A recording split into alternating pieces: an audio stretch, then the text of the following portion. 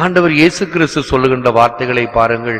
நல்லவை எப்படி மெளிர வேண்டுமாம், தழைக்க வேண்டுமாம், அந்த புளிப்பு மாவை போல, கடுகு விதையை போல சிறுக சிறுக வளர்ந்து அது பலன் தர வேண்டும். கண்ணுக்கு தெரியாமலேயே பலன் தர வேண்டும். அதுதான் இந்த புளிப்பு மாவனுடைய தன்மை. இயேசு சொன்னது நமக்கு புரியும். இப்ப அதை விட நான் இன்னொரு தீமைக்கு ஒரு உதாரணம் சொல்றேன். இதை மறந்தாலும் மறப்பீங்க, நான் சொன்ன உதாரணத்தை மறக்க மாட்டீங்க. எப்படி? நம்ம விஷம் குடிச்சா செத்து போயிடுவோம், உண்மை. ஆனால் குண்டூசி முனையில கொஞ்சம் விஷத்தை தொட்டு பால்ல கலந்து சாப்பிட்டா செத்து போவோமா?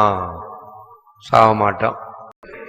ஏதாவது மயக்கம் வந்தாலும் வரலாமே தவிர, அந்த குண்டூசி முனையில் இருக்கக்கூடிய விஷமானது பாலில் கலந்து நீ தினமும் குடிக்கிறாய் என்று வைத்துக்கொள், சாக மாட்டாய். என்ன ஆகும் தெரியுமா? நீயே விஷமாயிடுவா. நீ கடிச்சா மற்றவங்க செத்து போயிடுவான். நீ நகத்தால பொறாண்டுனா கூட மற்றவங்க செத்து போயிடுவாங்க. ஏன்? உள்ளே சென்ற விஷமானது நீயாக மாறுகிறது, நாமாக மாறுகிறது. பாம்பு கடிச்சா கூட சாக மாட்டோம். ஏன்? ஏற்கனவேதான் விஷயம் இருக்குதே. அப்படின்னா பரவாயில்லையே, நான் விஷம் சாப்பிட்டுக்கலாமே, பாம்பு கடிச்சா சாக மாட்டேனே, இப்படின்னு நினைக்க கூடாது. நீயே விஷமாகிறாய்.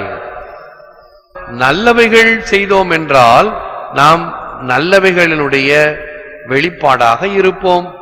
தீயவைகள் நம் உள்ளத்தில் புகுந்தால் நாமே தீயவைகளுக்கு அடைக்கலம் கொடுப்பது போல இருப்போம்.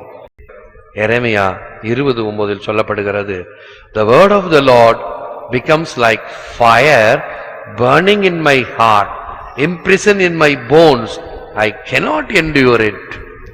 ஆண்டவருடைய வார்த்தை என் உள்ளத்திலே எரிந்து கொண்டிருக்கக்கூடிய கனலாக இருக்கிறது. என்னுடைய இதயம் அதனால் சிறைப்பட்டிருக்கிறது. இந்த வார்த்தைகள் என் எலும்புகளிலே உள்ளன. ஆகவே இதை நான் எதிர்த்து செயல்படுத்த முடியாது.